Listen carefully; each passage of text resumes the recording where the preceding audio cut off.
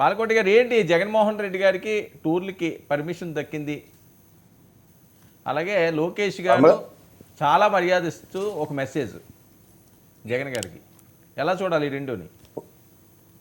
వర్మ గారు నమస్తే. డిబేట్లో ఉన్న మిత్రులందరికీ నమస్కారాలు. Hi America. ఎవరికి? కేఎస్ ప్రసాద్ గారికా? కేఎస్ ప్రసాద్ గారికి చెప్తున్నా. KS garu, I am in America. Very good. Varma garu, అమెరికాలో జూలై 3, 4, 5 తారీఖులు జరిగిన తానా మహాసభలకి ప్రజా రాజధాని అమరావతి రైతుల తరపున, ఉద్యమం తరపున అతిథిగా ఇక్కడికి విచ్చేశాను. ఇక్కడ మిచిగాన్ రాష్ట్రంలో నోబీ మహానగరంలో కన్నుల పండుగగా ఈ అమెరికాలో ఉన్న తెలుగు వాళ్ళందరూ కూడా తెలుగు సంస్కృతిని ప్రతిబింబిస్తూ తానా మహాసభలు నిర్వహించారు. నేను నా అమరావతి రణం రక్తం రాజసం అనే ఈ పుస్తకాన్ని పెద్దల సమక్షంలో ఆవిష్కరించాం. ఈ చికాగోలో ఉన్న యలమంచి ప్రసాద్ గారు, కాలిఫోర్నియాలో ఉన్న శ్యామ్ అరవింద్ గారి యొక్క ప్రోత్సాహంతో వాళ్ళు స్వయంగా బాలకోట అయిన తానా మహాసభలకు ఆహ్వానించాలి, ఆ స్ఫూర్తిని వీళ్ళకి తెలియజేయాలని చెప్పేసి నన్ను పిలిపించారు. అందుకు మీ ద్వారా కూడా ధన్యవాదాలు తెలియజేస్తున్నాను.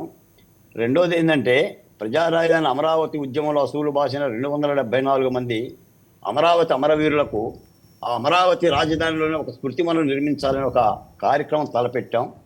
ఎన్ఆర్ఐల నుంచి రాష్ట్ర ప్రభుత్వానికి ఆ విజ్ఞప్తిని కూడా ప్రతిపాదన రూపాన పంపాం. దాని గురించి కూడా వివరించి చెప్పడానికి కూడా ఇక్కడికి నేను వచ్చాను. ఈ సందర్భంగా నా అమరావతి రైతులకి, అమరావతి ఉద్యమానికి, ఎన్ఆర్ఐలకి అందరిని కూడా తెలుగు రాష్ట్ర ప్రజలు ఒక ఆశీర్వదించాల్సిన అవసరం ఉందని చెప్పి తెలియజేస్తున్నా. పోతే వర్మ గారు, ముఖ్యంగా నేను ఇప్పుడు అమెరికా చూసా. నా జీవితంలో నేను ఎప్పుడు అమెరికా రాలేదు, వస్తానని కూడా నేను అనుకోలేదు. అంటే అలాంటి అవకాశాలు మాలాంటి దళిత సామాజిక కుటుంబాల్లో పుట్టిన వాళ్ళకి చాలా అరుదు. ఇక్కడ నియమ నిబంధనలు చూస్తూ ఉంటుంటే, ఇక్కడ ప్రజల రూల్సు, రెగ్యులేషన్స్, వాళ్ళ యొక్క జీవితం చూస్తూ ఉంటుంటే ఏమనిపిస్తుందంటే, ఇదే అమెరికాలో ఎవరైనా కనుక రప్ప అంటే కిందయి కోసి పైన చేతులు పెడతారు. కిందయి కొడవలికి తెల్ల కోసి ఇలా చేతిలో పెడతారు. అంటే బూతులు తిట్టుకోవటాలు, తొడగొట్టుకోవటాలు, అంతు చూస్తానంటారు, పసిపిల్లల మానభంగం చేస్తానంటారు, నీ ఇంటికి వస్తానంటారు, నా ఇంటికి వస్తాను, ఏమండి పోలీసు వాళ్ళ గుడ్డలు ఎప్పదిస్తానంటాడు, పోలీసు వాళ్ళు రిటైర్ అయినా వదిలిపోనంటాడు, నాకు సెక్యూరిటీ కావాలంటాడు. ఎక్కడే వినిపించడం లేదండి. వీళ్ళకి కావాల్సిందంతా అభివృద్ధి, కష్టపడి పనిచేస్తారు. ఇప్పుడు నేను దాదాపు 24 అంతస్తుల భవనంలో ఉన్నా, 14వ ఫ్లోర్ నుంచి మాట్లాడుతున్నా.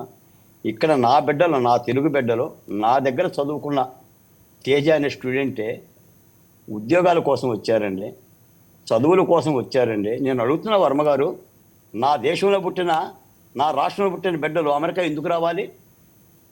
ఏ ఉద్యోగాలు మనం కల్పించలేమా? చదువుల అవకాశాలు మనం ఇవ్వలేమా? నా రాష్ట్ర మేధో సంపదని, తెలివితేటలని విదేశీ గడ్డ మీద ఎందుకు తాకట్టు పెట్టి వాళ్ళకి సేవలు చేయాలి చెప్పండి?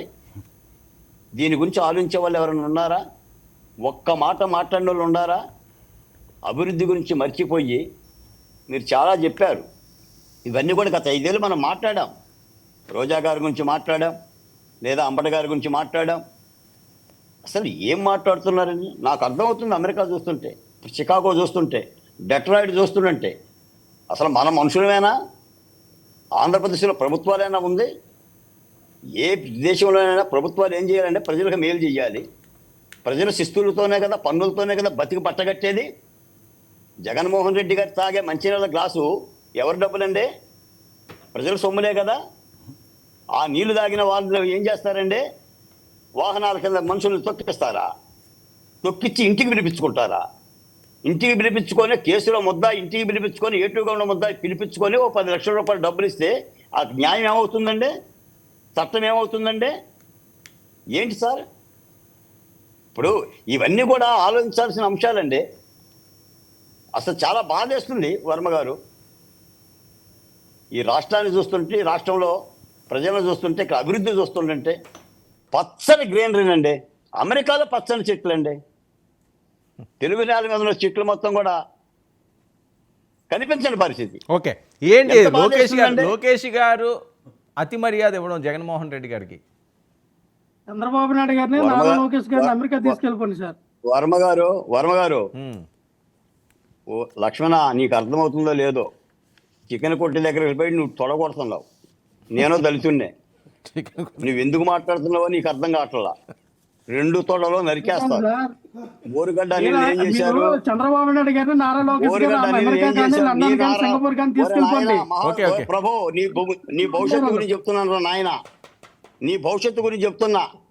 ఆ తొడగొట్టడము, ఆ బూతులు మానేయి. బూతులు మాట్లాడిన వాళ్ళందరూ ఎక్కడున్నారు నేర్చుకో. నువ్వే చెప్తున్నావు కదా, ఎందుకు మనల్ని అడ్డం పెట్టుకుంటారు, తలకాయలు తీసుకెళ్తారు, బిడ్డలు అన్యాయం అయిపోతారు. మాట్లాడు, ఒక అధికార ప్రతినిధిగా హోందాగా మాట్లాడు నీ పార్టీ గురించి, నీ విధానాలు చెప్పు. వర్మగారు చెప్తున్నారు కదా, నిలై సూపర్ 6 గురించి దమ్ముంటే నిలై. ప్రభుత్వం తప్పు చేస్తే గల్లా పట్టుకో, అది ప్రజాస్వామ్యం. ఏం మాట్లాడుతున్నావు నువ్వు? ఏంటి సార్ ఇది? ఎంతకాలం మాట్లాడతారండి? మొన్న 5 ఏళ్ళు మాట్లాడారు, చెవులు అమ్మట రక్తాలు గారిని అండి. ఏం చేయదలుచుకున్నారు చెప్పండి రాష్ట్రాన్ని? నేను అడుగుతున్నాను. 5 ఏళ్ళు పరిపాలన మీకు ఇస్తే, ఆరతపల్లెంలో పెట్టేసి పరిపాలన మీకు ఇస్తే 151తో బొక్కవర్లో వేయలేదా? ఎవరు తిన్నాడండి మీ ప్లేట్ని? మిమ్మల్ని మీరే దన్నుకుంది. ఎంత తిన్నారు లెక్కలు చెప్పండి. మద్యంలో ఎంత తిన్నారు, ఇసుకలో ఎంత తిన్నారు? తినలేదా? రివాల్వర్లు పెట్టి బెదిరించిన వెంకటేశ్వర గారు కూడా తానా సభలకు వచ్చాడు. నేను ఆయన చూసి ఆశ్చర్యపోయా పరిచయం చేస్తే.